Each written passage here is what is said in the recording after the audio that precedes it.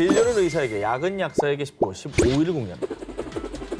인도 가문의 살아있는 비밀 유산. 인도에서는 매년 6월이 되면 천식을 치료하려는 수많은 사람들이 안드라 파라데시주의 하이데라바드로 지역으로 구름처럼 몰린다고 하는데요. 어떤 치료법인지 영상으로 만나보시죠. 뭐야? 몰랐어. 아유, 힘들어하잖아. 너무 괴로워하죠? 벌레 이런 거 아니야? 살아있는 거다. 아, 애를 왜 그걸 먹이 뭔데? 자, 방금 보신 천식 치료법은 인도 바티니 구드 가문에서 무려 176년 동안 내려오고 있는 전통 치료법인데요. 의사도 치료 못한 천식. 3년 동안 이 치료법만 따르면 완치할 수 있습니다. 와, 저런 주장하는 사람들 진짜 너무 많은 것 같아. 자, 입으로 들어가는 것의 정체는 무엇이냐? 알비노 가물치라고 불리는 약 7cm 길이의 살아있는 물고기. 여기에 노란색 약초 반죽을 묻혀 그대로 꿀꺽 삼키는 치료법인데요. 바티니 구드 가문에서는 약초 반죽을 묻힌 이 물고기를 무료로 제공. 그래서 매년 천여 명의 천식 환자들이 이 물고기를 먹기 위해 먼 지역에서 찾아오고 있습니다. 아니 저렇게 난 사람들이 있나? 아니, 그러니까 이게 오늘 공통적인 건데 어쩌다 한 명쯤은 저걸 먹고 났을 거예요. 아, 어차피 근데 날 사람이었을 거야. 어차피 그래. 나을 사람인데 저걸 먹고 나가지고 타이밍이 맞아가지고 소문이 난 그 거지. 사람이 온데방데 가서 내가 그 물고기 먹고 천식이 나왔잖아. 그래. 이러고 다니는 거예요, 지금. 미신이 다 그런 경로로 퍼지는 거예요. 와, 아니 근데 노란색 약초 반죽은 무슨 효능이 있는 거예요? 자, 바티니 구드 가문에 따르면 물고기를 목구멍 깊이 밀어넣고 입을 꽉 담은 뒤 한동안 삼키지 않고 있으면요. 물고기가 기도에서 꿈틀꿈틀 움직이며 약초 성분을 퍼뜨리게 되고 이 약초 성분으로 인해 배에 붙은 가래를 없앨 수 있다고 주장. 하지만 이 노란 약초의 성분은 가문의 비밀 유산이기 때문에 공개할 수 없다고 밝혔습니다. 그러니까 이 물고기의 역할은 기도 구석구석을 다니게 하는 역할이라 이거구나. 자, 인도의학계 호흡기 권위자에 따르면 이런 물고기 천식 치료법에 대해 물고기를 삼키는 게 효과가 있다는 증거가 없을 뿐더러 오히려 상태가 더욱 악화될 수 있습니다. 심지어 물고기의 가시가 기도에 박히는 사고가 발생하기도 했다는데요. 자, 뿐만 아니라 노란 약초 반죽 또한 천식 치료에 도움이 되는 성분으로 밝혀진 바 없기 때문에 비과학적인 민간요법을 따르는 것은 위험하다고 경고했습니다. 그래, 아유. 약초 뭔지 모르는 걸 입에 넣는 것 자체가 좀 그렇다. 그 한 사람 저렇게 손으로 다 먹여주면 응. 앞 사람 감기 걸려 있으면 뭐 뒷사람 다 걸리겠네. 옛날에야 이제 천식 치료법이 없었잖아요. 그러니까 이런 민간요법이라도 기댄다고 하지만 요즘엔 뭐 과학적으로 검증된 치료법이 충분히 있는데 왜 저렇게 하는지 모르겠습니다. 의학적인 도움을 받으셔야 됩니다. 그렇죠. 네. 하지만 의사들의 당부에도 불구하고 물고기 천식 치료가 성해 매년 사람들이 몰려들고 있다고 합니다. 모모가 딸의 빈혈 치료제. 2016년 1월 중국 허베이성 우창현에 거주하는 33살 남성 왕 징슈아이. 그의 8살 딸 왕 매니아오는 골수의 혈구가 감소하는 재생불량성 빈혈을 5년째 앓고 있었습니다. 난치병을 앓고 있는 딸을 위해서 아빠 징슈아이가 정말 어렵게 구해온 치료제. 코브라였습니다. 아니 뭐 뱀이 약재로 쓰인다는 뭐 한방 서적은 굉장히 많잖아요. 모아서 약을 만들든지 어, 뭐 탕으로 만들든지. 네. 술을 담그든지. 네. 자, 여러분이 상상하시는 것과는 전혀 다릅니다. 징슈아이는 8년째 뇌졸중을 앓고 있는 아버지와 건강이 좋지 않은 어머니를 모시고 있었는데요. 엎친 데 덮친 격으로 딸까지 난치병을 앓으면서 병원비로 전 재산을 탕진했습니다. 딸 치료비가 이제 부족해 망연자실해하고 있는 그때 글쎄, 뱀의 독이 병을 싹 낫게 하는 거 알지? 옛 어르신들 말은 틀린 게 없다니까? 자, 고아서 먹는다고 그랬죠? 술 담근다고 그랬죠? 네. 징슈아의 친구가 추천한 민간요법 뱀의 맹독으로 체내 독소를 제거해 병을 치료하는 것이었습니다. 징슈아이는 지푸라기라도 잡는 심정으로 코브라를 구해온 것이었습니다. 자, 그런데 말입니다. 문제는 징슈아이가 선택한 치료법. 그는 어린 딸을 겨우 설득해 발버둥 치는 딸의 팔에 코브라의 이빨을 물린 것입니다. 아니, 저걸 약으로 이렇게 만든 게 아니라 저걸 이빨로 독을 주입했다고요? 원래 뱀독을 치료제로 활용할 때는요, 독성을 최소화하고 희석 및 화학적 가공도 반드시 거쳐야 합니다. 그리고 뱀독은 혈액 응고를 방해해서 자칫하다간 과다 출혈로 생명을 잃을 수도 있습니다. 아니나 다를까 코브라에게 물린 딸은 온몸에 독이 퍼져 심각한 고통을 호소. 아, 생사를 넘나드는 위독한 상황에 이르렀습니다. 와, 이건 정말 너무 황당한 일인데? 오죽하면 뭐 저렇게까지는 아빠의 마음이 일을 못할 건 아니지만 저거를 권유한 주변 그 사람이 진짜 죽일 놈이죠. 의학 지식이 부족한 사람이 저걸 추천했다고 해서 저걸 무분별하게 맹독을 쓰는 건 정말 위험한 거거든요. 의사한테 데리고 가야죠. 자, 불행 중 다행입니다. 징슈아이의 딸은 급히 병원으로 이송된 뒤 가까스로 생명을 되찾았는데요. 아휴. 아빠 징슈아이는 딸의 치료는커녕 딸을 더 아프게 만들었다는 생각에 크게 좌절했다고 합니다. 아, 얘가 오죽하면 저런 짓까지 했을까 하는 저 아빠의 마음을 이해 못하는 건 아닌데. 그래, 딸을 아껴주고 싶었던 마음. 아, 그건 너무 황당하다 정말. 목숨을 위협하는 모모 치료. 지난해 1월 중국 장쑤성 난징시 50대 남성 장위가 극심한 복통을 호소하며 병원을 찾았는데요. 그런데 CT 촬영을 한 의료진은 경악을 금치 못했습니다. 아니, 뱃속에 보이는 저거 대체 뭐죠?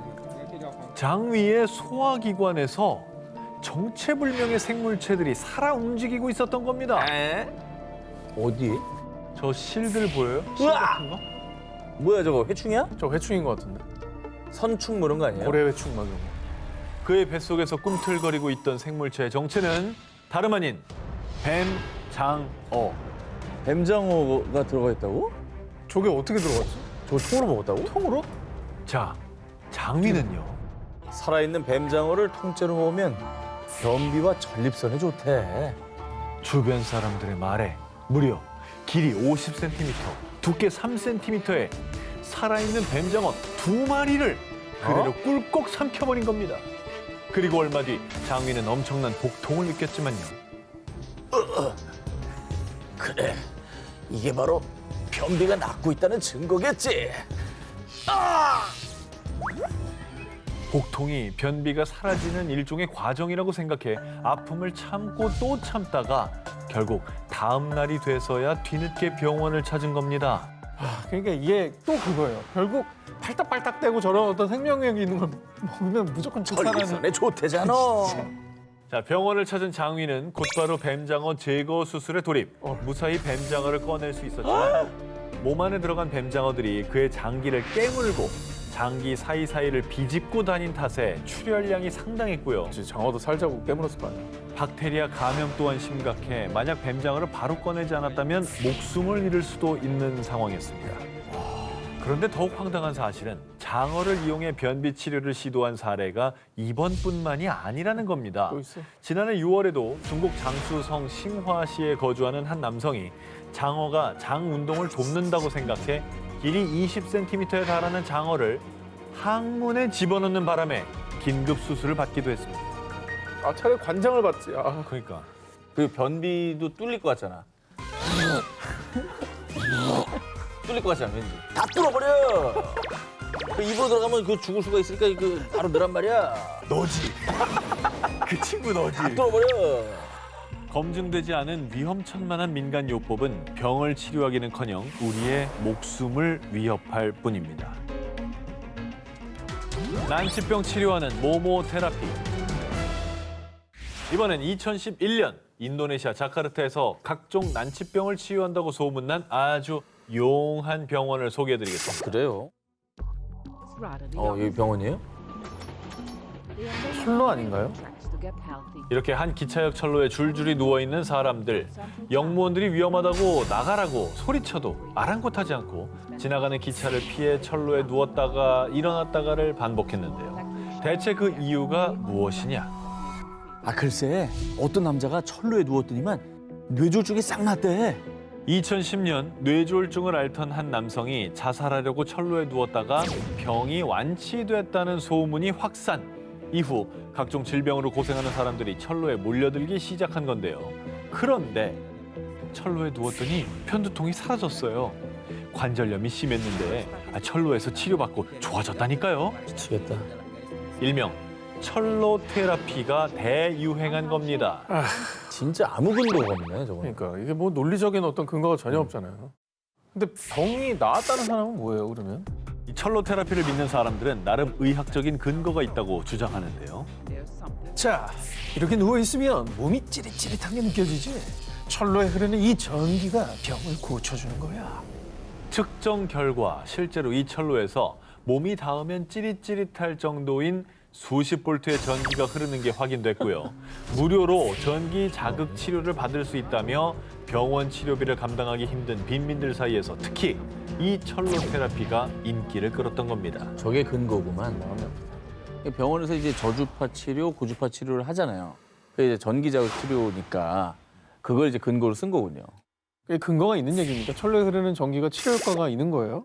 이 병원에서 하는 전기 자극 치료는 과학적으로 검증된 치료법입니다. 전문 의료인이 환자 상태에 맞춰서 시행하는 거고요.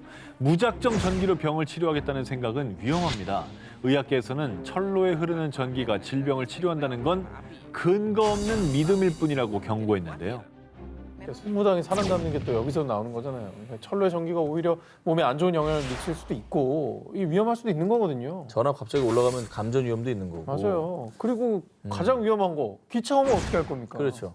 갑자기 저러고 있다가 잠들면 어떡해요? 그거 죽는 거거든.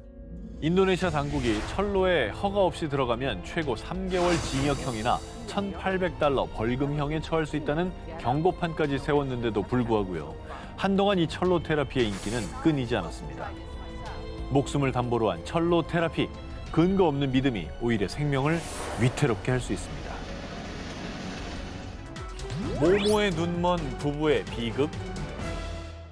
2019년 5월 몽골 바양울기. 평화롭던 이곳이 순식간에 아수라장으로 바뀌는 사건이 발생했는데요. 세계보건기구 WHO는 바양울기 지역에 격리 및 검역 조치를 즉각 시행. 이 때문에 약 118명의 관광객은 격리된 채 역학조사를 받았고요. 항생제를 투여받아야 했습니다. 뿐만 아니라 당시 주민들은 외출도 하지 못하고 집안에서 두려움에 떠는 등 도시 전체가 비상 상황에 놓였습니다. 자, 2019년 5월이면 코로나19 팬데믹 전이잖아요. 혹시 여기에 다른 감염병이 유행을 한 건가요? 수많은 사람이 공포했던 이유, 14세기 약 5천만 명의 목숨을 앗아간 일명 검은 죽음의 병, 흑사병 때문입니다. 어머. 항생제가 발명되기 전 치사율이 무려 95%에 달했던 이 무시무시한 흑사병은요. 21세기인 지금도 미국, 중국, 몽골 각지에서 발병하고 있는데요. 흑사병이? 네, 아직도 있긴 있습니다. 그렇다고 하더라고요. 근데 이제 항생제가 있다고 하지만은 이것 역시 치명적이기 때문에 발효 치료를 받지 않으면 위험한 거고 흑사병이 다시 번진다고 한다면 끔찍하죠. 코로나와 막 겹쳐서 오는 거잖아. 너무 무서웠죠. 이 흑사병을 퍼뜨리는 매개체는 주로 야생 설치류입니다. 몽골 등지에 서식하는 마못이 그중 하나입니다. 그런데 마못은 스태미너에 좋은 최고의 보양식이죠. 예로부터 몽골인들 사이에선 마못이 스태미너에 좋다는 민간요법이 전해져 오고 있는데요. 당시 바양울기 지역을 방문한 30대 부부가 익히지도 않은 마못의 생고기와 생간을 섭취. 그 결과 흑사병에 걸리고 만 겁니다. 아니 먹을 거 없는 시절도 아니고 건강 스태미너 좋게 하자고 설치료까지 생으로 요리도 안 하고 잡아먹는 세상에 먹을 게 얼마나 많은데 기생충 걱정 안 되나? 저는 야생동물을 이렇게 먹는 게 진짜 안 좋은 거거든요. 자칫하다가 정말 이렇게 설치료가 그 원인이 된다면서요. 흑사병을 이러다 그냥 퍼져버리는 거예요. 흑사병 대유행된다고 생각해보세요. 끔찍하지. 치명률도 높고. 건강에 좋다고 마못을 섭취한 뒤 흑사병에 걸린 부부는요. 끔찍한 고통에 시달리다가 결국 숨을 거두고 말았는데요. 그랬어? 헐. 그런데 2020년 7월에도 네이멍구 자치구에서 마못을 먹은 유목민이 흑사병에 걸려 사망하는 등 흑사병 발병의 위험이 있는데도 불구하고 건강을 위한다는 이유로 여전히 많은 사람이 위험천만한 민간요법을 따르고 있습니다. 아니 스태미너가 목숨보다 소중합니까? 제발 좀 이러진 않았으면 좋겠어요. 인류 전체가 위험에 빠질 수도 있습니다. 본인 스태미너 챙기다가 말이죠. 중국, 기승을 부리는 모모 거래. 최근 중국의 온라인 판매 플랫폼과 SNS에서 활발히 거래. 너무 신선하네요. 다음에 또 구매할게요. 큰 인기를 끌고 있는 것이 있습니다. 신선하네요. 신선하다. 신선하다. 생고기 뭐 이런 쪽이겠네. 살아 뭐 이렇게 신선한. 자, 이것의 정체는 바로 모유입니다. 에? 모유를 거래한다고? 사실 모유는 2000년 중국 위생부가 상품 취급 불가로 규정하고 뭐 모유 은행을 제외하고요. 온 오프라인 상에서 거래되는 건 모두 불법입니다.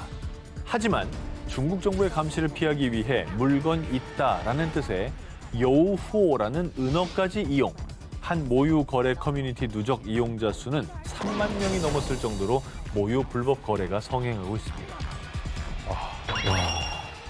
이거를 거래를 하는구나.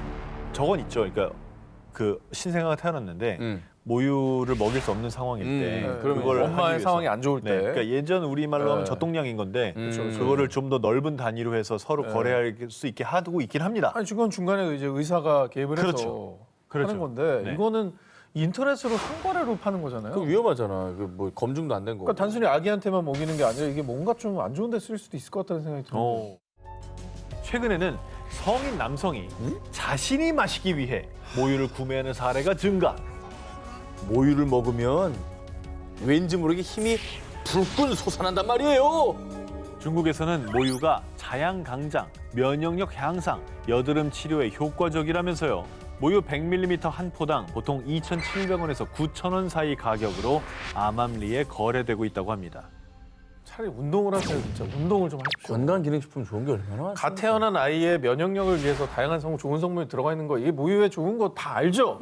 하지만 성인이 이걸 왜 먹습니까? 그 용도가 아니에요, 이건. 모유를 찾는 성인이 증가하자 의학 전문가들은 모유 속의 성분은 신생아들에게만 필요한 것이고 성인에겐 아무런 도움이 되지 않습니다. 라며 성인이 모유를 섭취하면 오히려 설사나 복통을 일으킬 수 있다고 지적. 하지만 중국 당국의 규제에도 판매자와 구매자를 연결해주는 브로커까지 등장. 심지어 일부 남성 구매자들은 신선한 모유를 마시겠다는 핑계로 여성들에게 직접 만날 것을 요청하는 경우까지 있다고 합니다. 너무 불순하다. 너무 의도가 보인다. 그러니까 이게 뭐 하는 짓입니까? 아, 나 이거 상위권 봤는데. 상위권이야, 4위입니다. 2018년 4월 중국의 한 여성이 어린 아들에게 이것을 먹이는 영상이 공개돼 전 세계 누리꾼들에게 큰 충격을 준 바 있습니다. 뭘 먹였니? 뭘 또. 먹였는데? 아이씨! 뭐야? 뭐야, 개미야? 뭐야? 아유, 뭐야, 저거? 아유, 뭐야? 아유, 올챙이다. 싫어. 올챙이네. 그녀가 아이에게 올챙이를 먹인 이유. 다 우리 아이의 건강을 위해서라고요. 올챙이 먹고 튼튼하게 자라렴? 실제 중국 일부 지역에서는 살아있는 올챙이를 먹으면 몸에 좋다는 민간요법이 전해지며 일부 농촌 지역에서는 올챙이를 식용하는 사람들을 흔히 볼 수 있다고 합니다. 더 정성으로 뭐가 아이 몸에 좋은지 검색을 좀 해보고 좀 제대로 된 걸 좀 먹이지. 이런 민간요법이 왜 전해졌느냐? 중국 고대 민간요법 서적에 따르면 올챙이가 열을 내리고 해독 효과가 있다고 하는데요. 하지만 과학적으로 밝혀진 근거는 없고요. 고대잖아. 약으로 쓰더라도 식용이 아니라 다른 약재와 함께 섞어서 말린 뒤 화상 상처나 염증 등에 도포하는 방식으로 사용했습니다. 고대도 안 먹었다는 얘기네, 결국. 도포했다는 거네. 그러니까. 다른 거죠. 어른이 먹어도 저거는 기생충 감염의 위험이 있겠네요. 그럼 위험하죠. 2017년 중국 국립자연과학재단의 보고서에 따르면 중국 허난성 지역 올챙이 약 12%가 기생충에 감염, 그리고 살아있는 올챙이나 뱀, 개구리 등을 잘못 먹으면 스파르가눔증에 감염될 수 있다고 하는데요. 스파르가눔증은 기생충이 몸 안에 염증을 유발하고 뇌에 침투했을 때는 간질 발작과 두통 유발, 심하면 생명도 위협할 만큼 인체에 치명적인 질병이라고 합니다. 실제로 중국의 한 20대 여성은 피부병 치료를 위해 살아있는 올챙이를 규칙적으로 먹었다가 기생충에 감염돼 약 한 달간 중환자실에 입원하기도 했는데요. 때문에 중국 국립자연과학재단은 살아있는 올챙이를 먹는 건 되려 몸에 위험할 수 있으니 올챙이를 먹는 습관을 버려야 한다며 경고했습니다. 그러니까 얻는 것도 하나도 없죠. 건강만 잃을 위험성만 높이는 거 아니에요.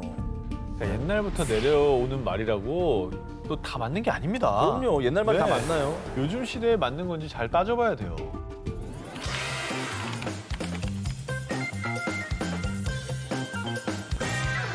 (2019년 12월) 영국 노스웨일스 출신의 25세 청년 코너 리드는 중국 우한에서 영어 교사로 근무하던 중 영국인 최초로 코로나19 확진 판정을 받게 됐습니다. 호흡곤란 증세를 보이며 고통을 호소했지만 정말 다행히도 격리 치료 2주 후 증상이 회복돼 퇴원을 할 수 있었습니다. 다행이네요. 네, 초기에 치료를 좀 잘 받은 모양이네요. 그러네요. 그런데 말입니다. 정말 놀라운 사실은 입원 당시 리드는 항생제 복용 등 의사의 처방을 일체 거부했다고 하는데요.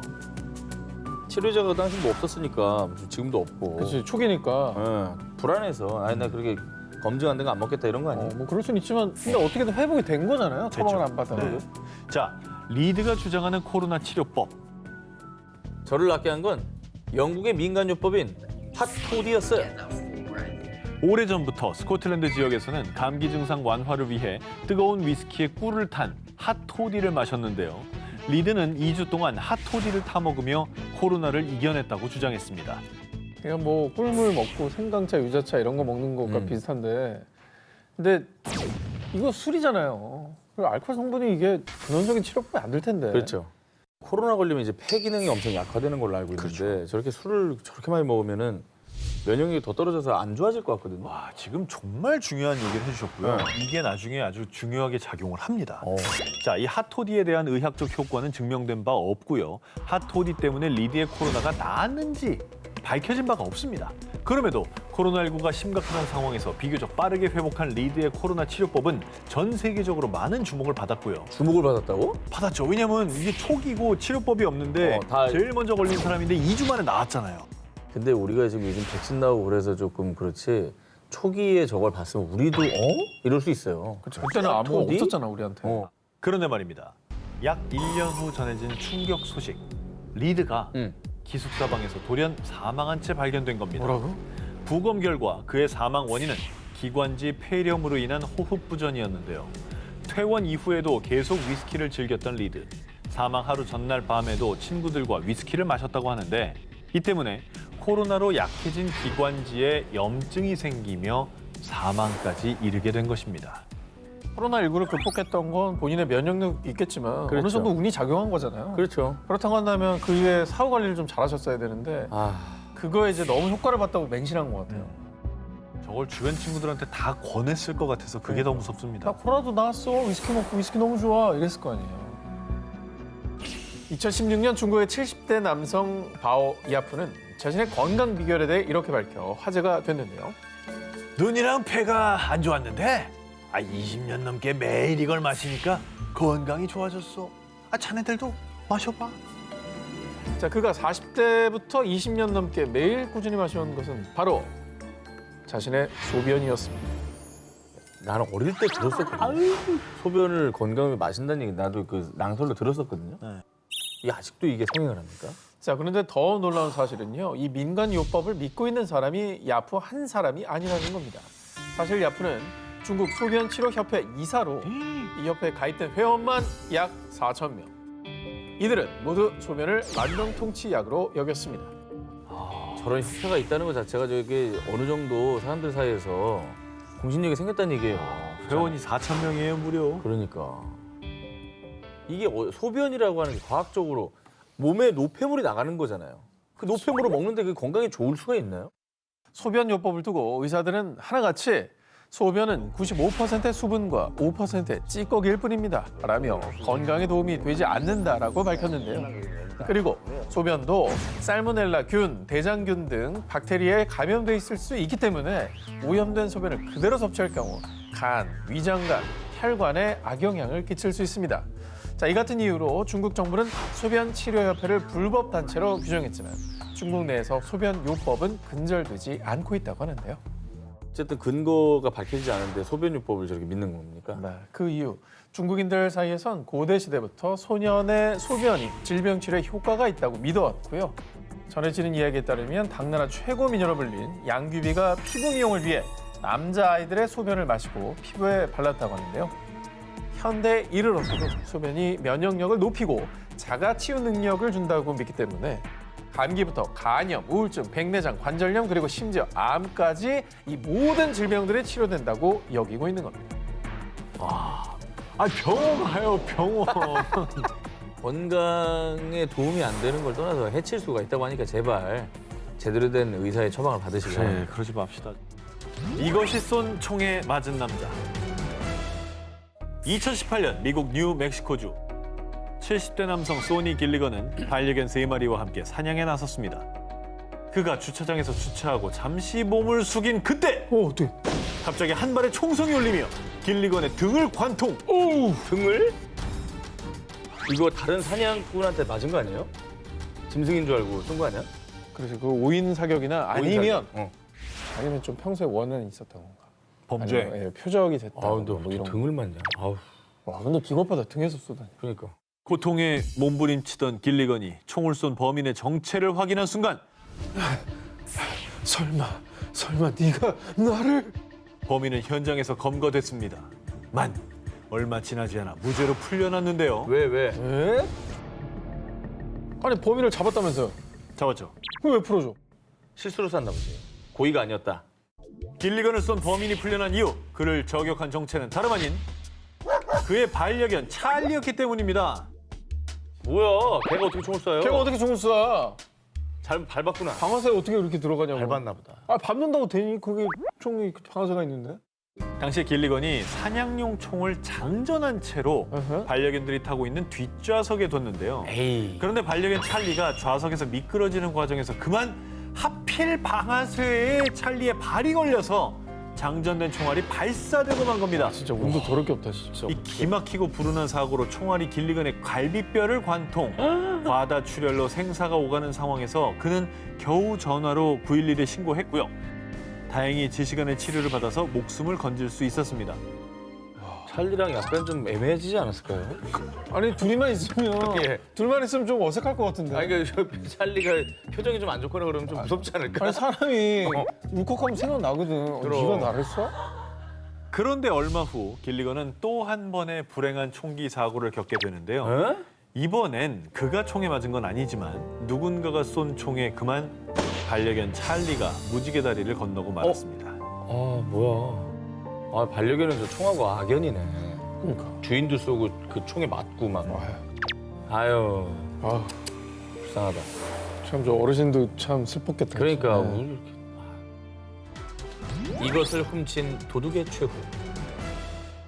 2014년 멕시코의 한 주유소에 무장한 도둑 2명이 습격. 트럭 한 대를 탈취해 도주하는 사건이 발생했습니다. 이틀 뒤 멕시코 경찰이 주유소에서 약 40km 떨어진 공터에서 도난당한 트럭을 발견했고요. 이것이 보관함에서 분리된 것을 본 뒤 급하게 인근 지역을 회수했습니다.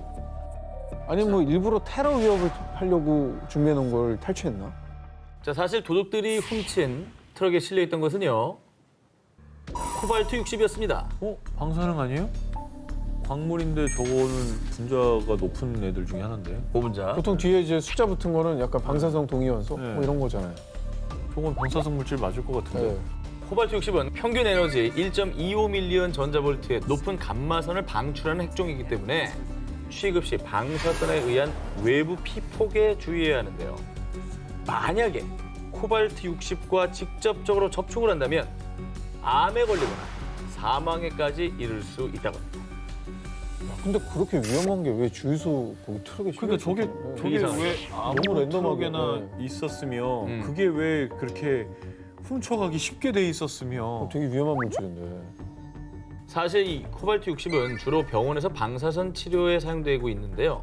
도난 현장 인근의 한 병원에서 폐기한 코발트 60을 밀봉해 보관함에 넣은 뒤 폐기물 저장소로 운반 중이었는데 도둑들이 이 운반 트럭을 탈취한 겁니다. 아 도둑도 재수 없다.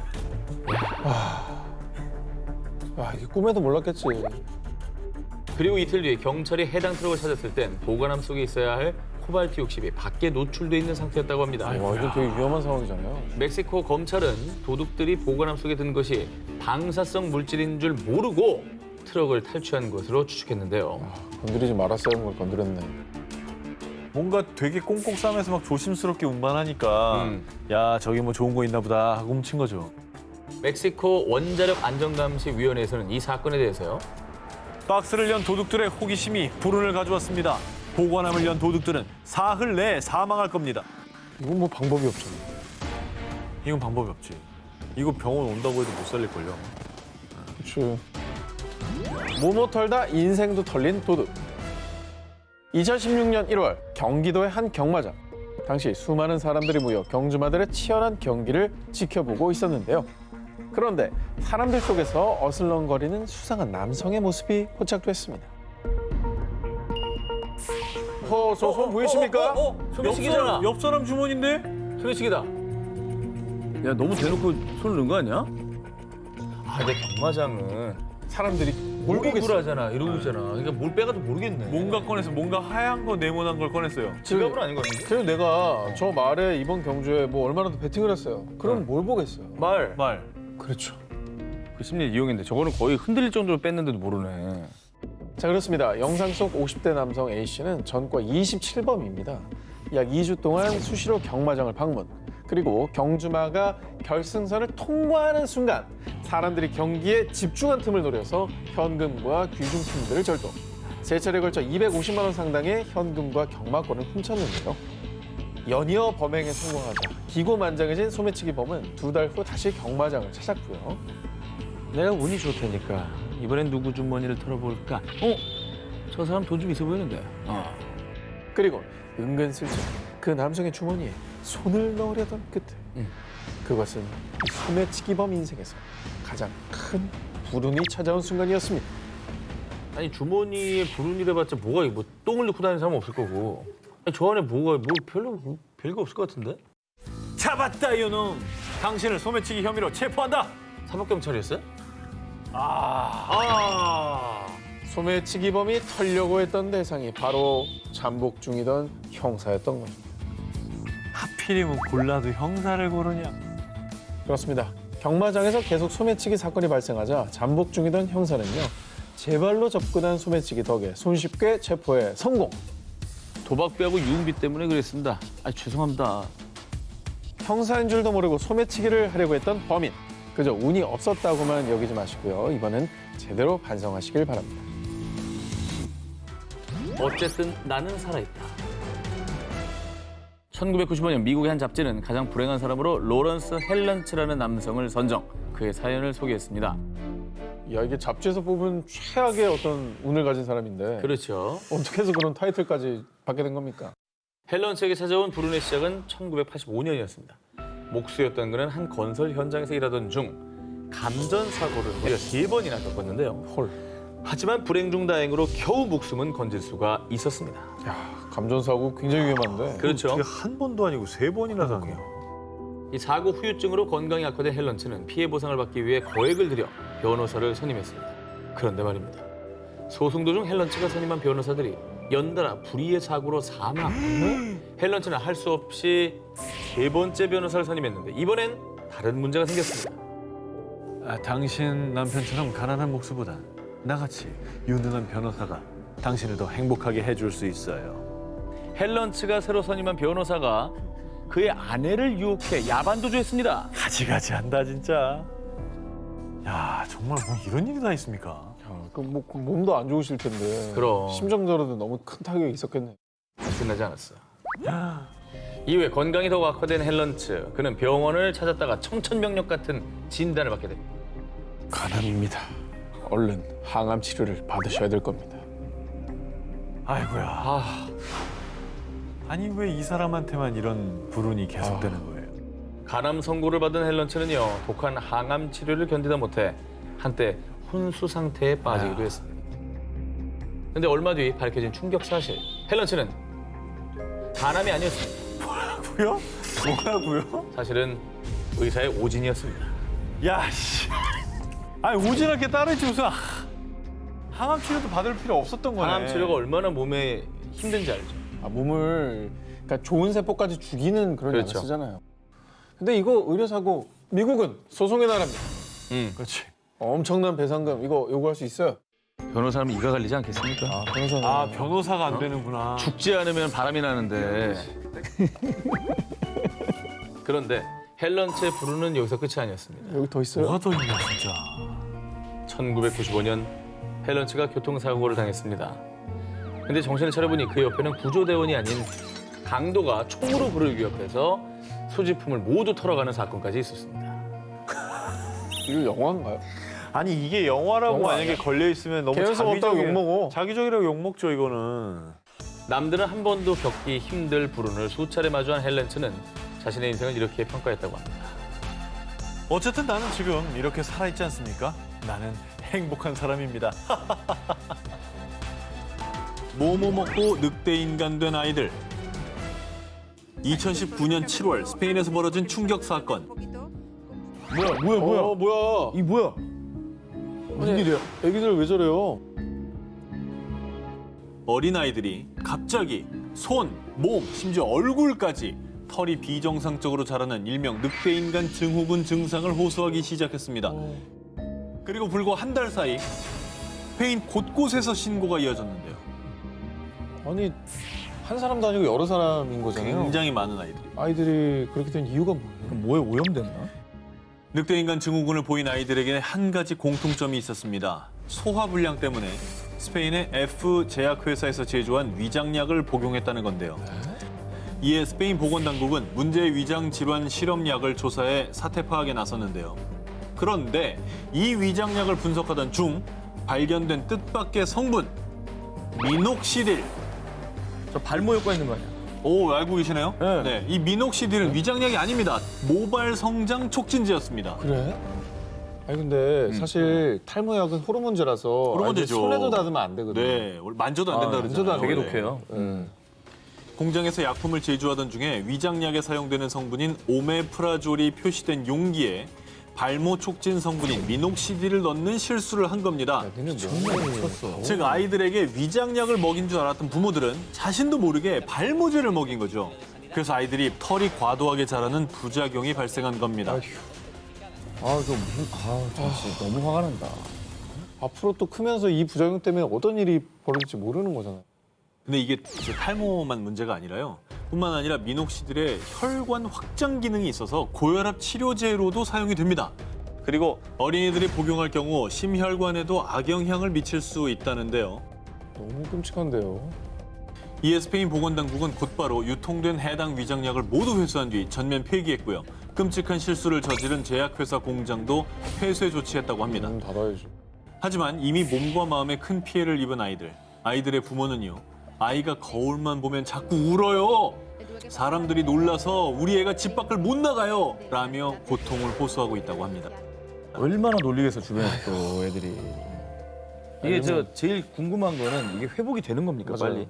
예. 그쵸, 그게 중요한데 이게 제일 중요하죠. 의학 전문가들에 따르면요. 미녹시딜 복용을 중단하면 수개월 내에 비정상적으로 자란 털들은 빠진다고 합니다. 다행이네. 내 아이 키우는 입장에서 진짜 그런 일 생긴다고 생각하면 정말 끔찍하지 않아요? 아니, 내 아이가 아이를 안 아파서 내 손으로 약을 먹인 거거든요. 근데 그게 잘못됐다고 생각하면 부모로서 이 죄책감 이건 어떻게 이유 없는 죄책감. 그다음에 진짜 심장에 문제 생겨봐요. 평생 그걸 안고 가야 된다고 생각하면 정말 그런 일은 없길 바랍니다. 이런 거는 진짜 반복되면 안 됩니다.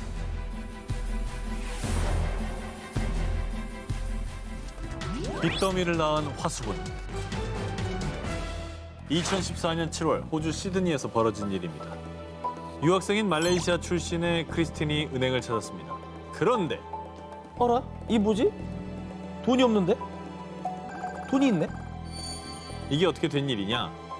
외국 은행에서도 통장 잔고가 부족해도 일정 금액까지 초과 인출할 수 있는 일종의 마이너스 통장 서비스를 제공하고 있습니다. 그런데 은행 측의 실수로 그만 이 크리스틴의 마이너스 통장에 인출 한도를 설정하지 않아서 마음대로 무제한으로 돈을 인출할 수 있게 된 겁니다. 이 엄청난 사실을 알게 된 크리스틴은요. 곧바로 부동산으로 직행.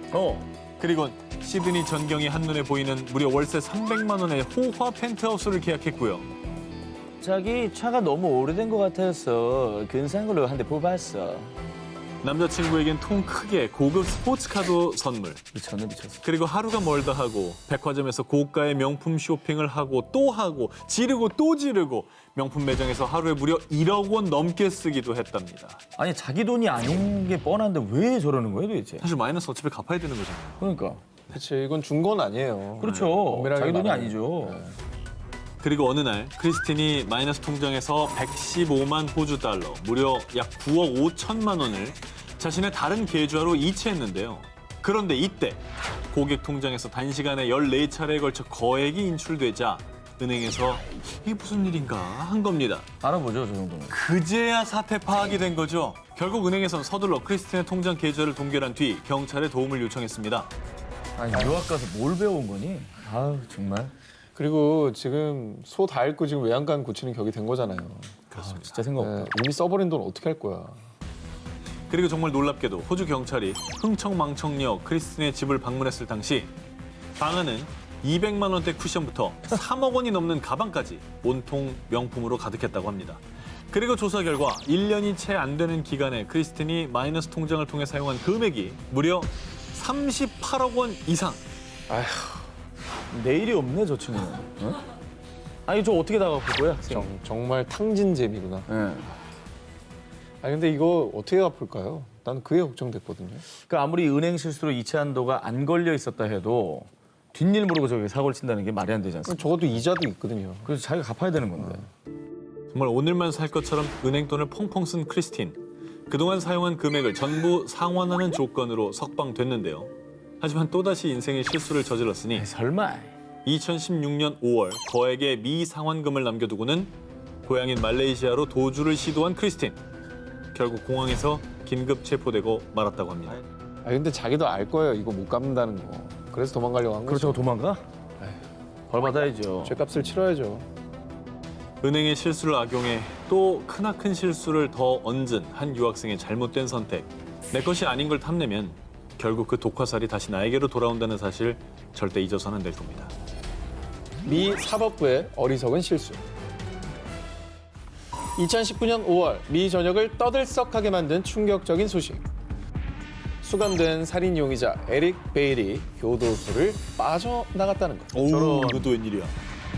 수감자가 탈옥한 거네요. 탈옥일까요? 아니에요? 자, 정확히는 몰래 달아난 탈옥이 아닙니다. 저 사람은 두 발로 당당히 교도소 정문을 빠져나갔습니다. 살인 용의자인 에릭 베일은 석방됐기 때문입니다. 누명을 쓴 거예요? 리스트를 잘못 넣은 거예요? 뭐예요? 아, 동명이인. 잘 모르시겠죠? 네. 자, 그럼 사건 발생 전으로 함께 돌아가 보겠습니다.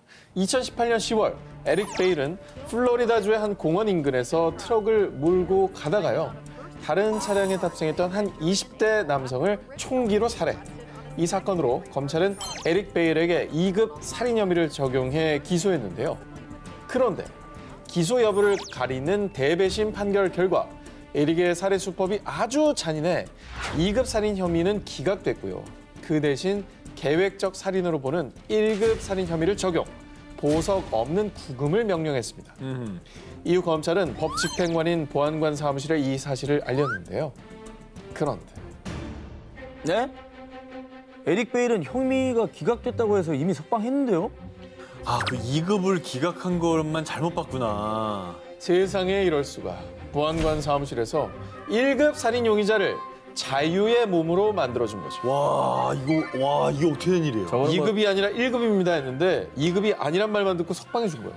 그러니까 저 사람은 탈옥이란 단어는 어울리지 않죠. 탈옥이 아니지. 네. 석방. 내보내주니까 나간 거예요. 근데 뭐 지금은 사실 뭐 잘잘못을 따지는 것도 중요한데 그것보다는 저 사람을 다시 잡아들이는 게 더 우선 아니에요? 빨리 잡아야지. 길거리에 저런 사람 돌아다니는 거. 그럼. 아니 뭐 또 다른 사람을 죽이기 전에 빨리 잡아야죠. 결국 지난 7월 조지아주에 숨어있던 에릭을 다시 검거하긴 했다고 합니다.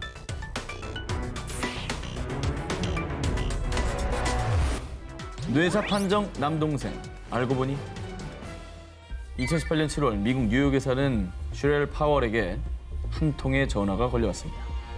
여기 뉴욕의 병원인데요. 빨리 병원으로 오셔야 할 것 같아요. 그런데 이 전화 때문에 그녀는 평생 지울 수 없는 죄책감을 안게 됐습니다. 무슨 일이에요? 뭔데? 당시 병원에서 온 전화는 그녀의 남동생인 윌리엄스가 약물 과다 복용으로 뇌사 상태에 빠졌다는 충격적인 소식이었는데요. 병원 측에서는 윌리엄스의 지갑에서 찾은 신분증, 사회보장카드를 보고 누나인 파웰에게 연락을 했다고 합니다. 그리고 그녀가 병원에 도착했을 땐 남동생 윌리엄스는 튜브에 의지한 채 의식 없이 누워 있었는데요. 누나 파웰은 매일 병실을 지키면서 남동생 간호에 매진했지만 시간이 지나도 동생 윌리엄스는 깨어날 기미를 보이지 않았다고 합니다. 결국 그녀는 가족들과 상의한 끝에 남동생의 생명 유지 장치를 제거, 안락사라는 힘겨운 결정을 내리게 됩니다. 아이고. 아무튼 뭐 그 결정하기까지 그 가족들도 너무나 고통받고 또 괴롭고 슬펐을 것 같아서 그 마음이 이해가 되기도 하네요. 자, 그런데 파웰은 남동생의 장례를 준비하던 중 남동생의 부검을 실시한 검시관으로부터 충격적인 소식을 전해 듣게 됩니다. 사망하신 분은 당신의 가족이 아닙니다. 이건 또 뭐예요? 이게 뭐야? 그 지금 생판 모르는 사람 안락사라고 동의한 거야 자기가? 아니 간호도했다며. 이 황당한 일이 발생한 이후 병원에서는 의식이 없는 환자가 실려오자 사회보장카드에서 신원을 확인하고 우선 병원의 진료 기록을 찾아봤는데요. 진료 기록이 남아 있었습니다. 그런데 거기서 끔찍한 실수가 벌어지게 됩니다. 파웰의 진짜 남동생 이름은 프레드릭 윌리엄스. 그런데 실려온 환자 이름은 프레디 클래런스 윌리엄스. 그러니까 사회보장카드와 진료 기록 이름을 대충 보고 같은 사람으로 판단했던 것이죠. 그 뒤 병원 측은 엉뚱한 가족에게 연락을 했던 겁니다. 아니 잘못 볼 게 따르지 환자가 아픈 사람을. 그리고 저 윌리엄스라는 이름이 한둘이에요? 윌리엄스는 진짜 많은 너무 이름이 많잖아요. 있대. 더 면밀히 체크했어야죠. 그러니까요. 아니 게다가 지금 저희가 알다시피 중대한 결정을 내린 뒤잖아요. 안락사. 그 뒤에 이런 사실을 통보한다는 게 참. 자, 그리고 당시 파웰의 진짜 남동생 윌리엄스는 교도소에 수감 중이었다고 합니다. 아. 연락을 몇 주간 하지 못한 상황에서 이런 일이 벌어진 것이죠. 진짜 너무 황당하다. 아니 그리고 사실 뭐 간호를 했으면 얼굴은 알아볼 수 있잖아요. 그 나도 그 생각도 했는데 왜 그러지? 뇌사 상태였잖아요. 그 생명 유지 장치까지 해서 얼굴도 제대로 확인을 못했던 것 같습니다. 얼굴 안 닦아졌네. 진짜.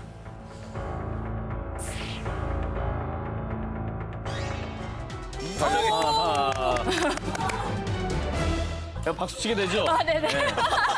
적응 완료했어 오자마자. 이렇게 반응이 자연스러울 나만 아니면 돼가 우리 프로를 관통하는. 아, 이렇게 되네요. 우리 아이가 없어졌어요. 납치당한 건 아닐까요? 우리 애 좀 제발 찾아주세요. 하루아침에 사라진 호주의 한 소년. 소년을 찾기 위해 학교 선생님들 그리고 경찰들까지 출동했는데요. 자, 그런데 소년이 있던 곳은 호주에서 무려 약 5,000km나 떨어진 발리였습니다. 에이? 인도네시아 발리요? 네. 그럼 진짜 납치당한 거예요? 엄마, 방학 때 발리 또 가요. 내 친구들 또 간대. 이번엔 못 가. 얼른 들어가서 공부나 해. 자, 이렇게 지난 방학 때 갔었던 발리를 또 가고 싶었던 드류.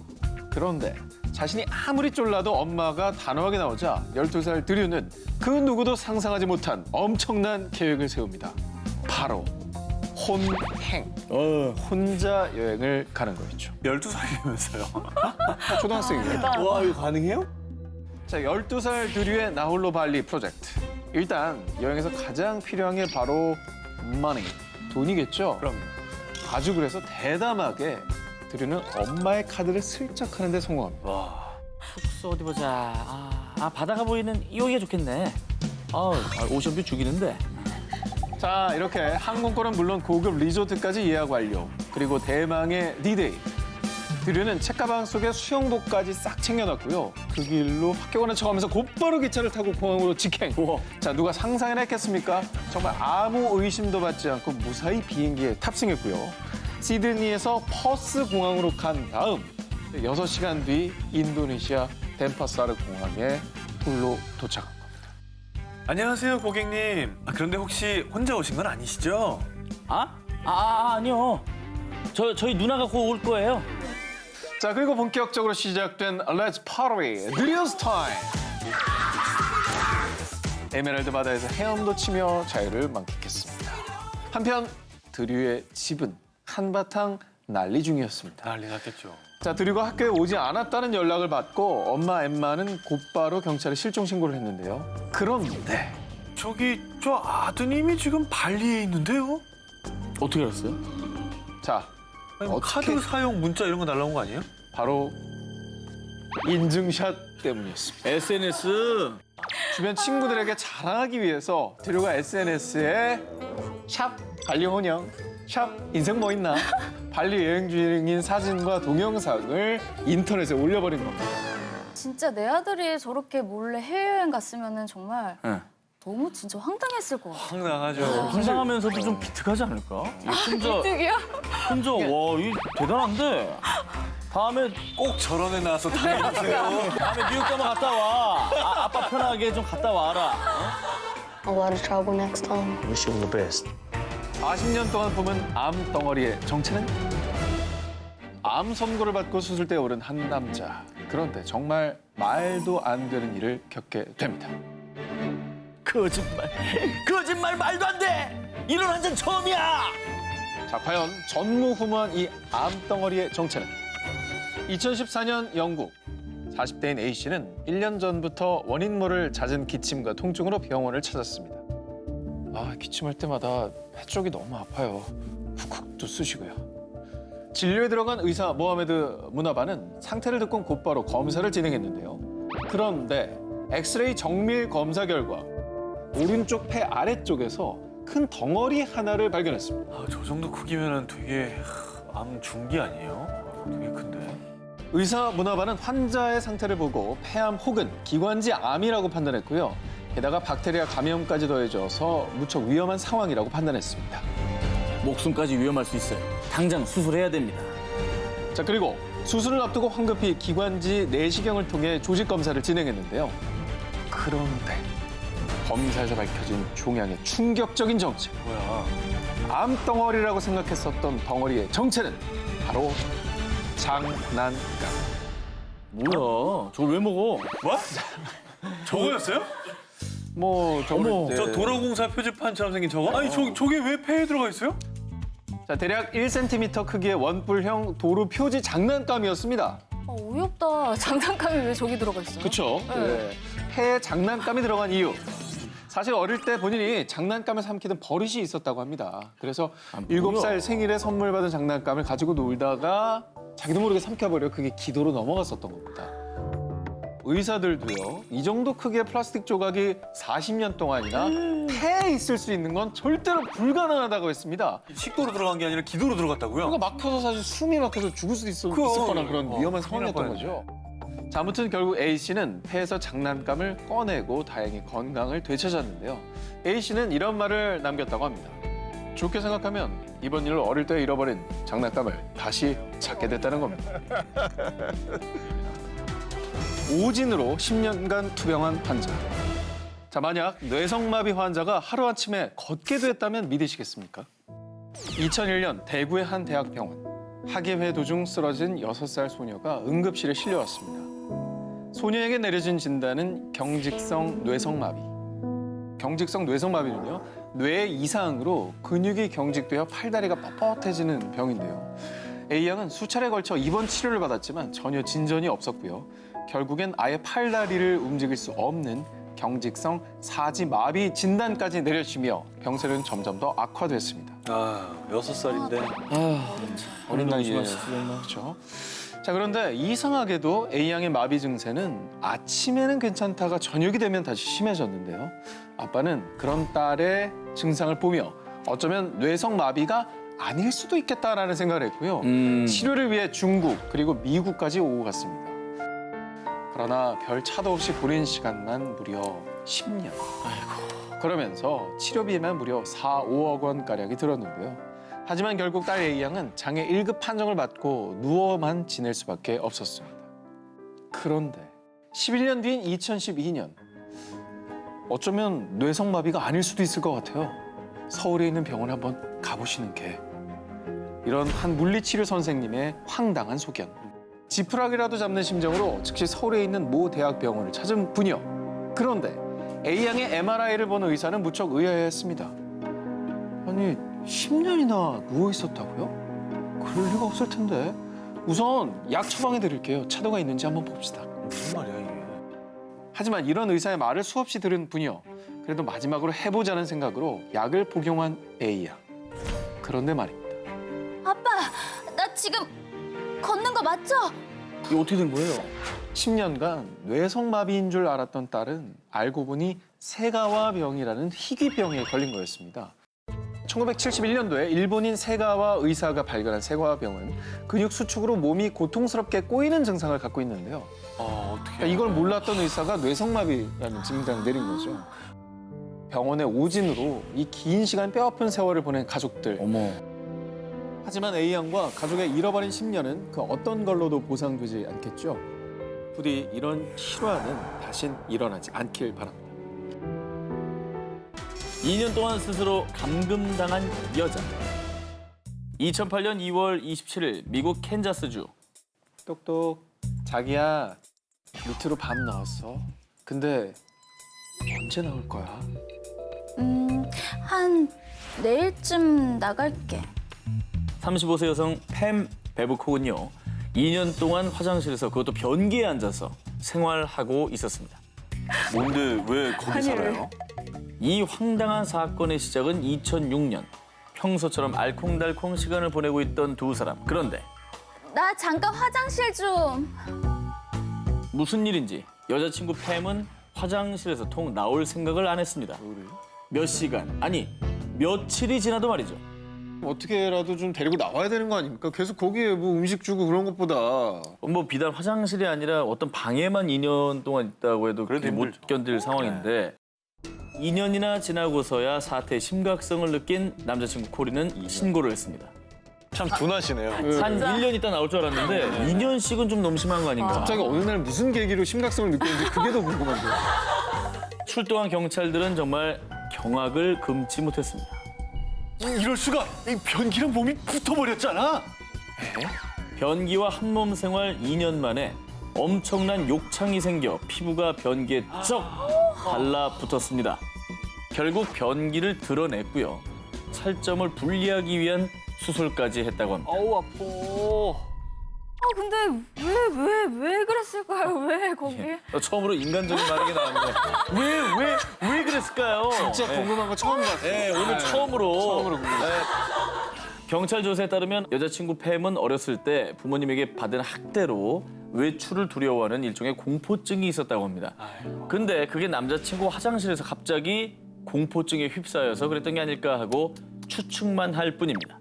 한편 남자친구 코리는 난 뭐 여자친구의 선택을 존중했을 뿐이에요 라고 말해서 주변 사람들을 당혹해 했다고 합니다. 18년간 숨겨온 엄마의 비밀.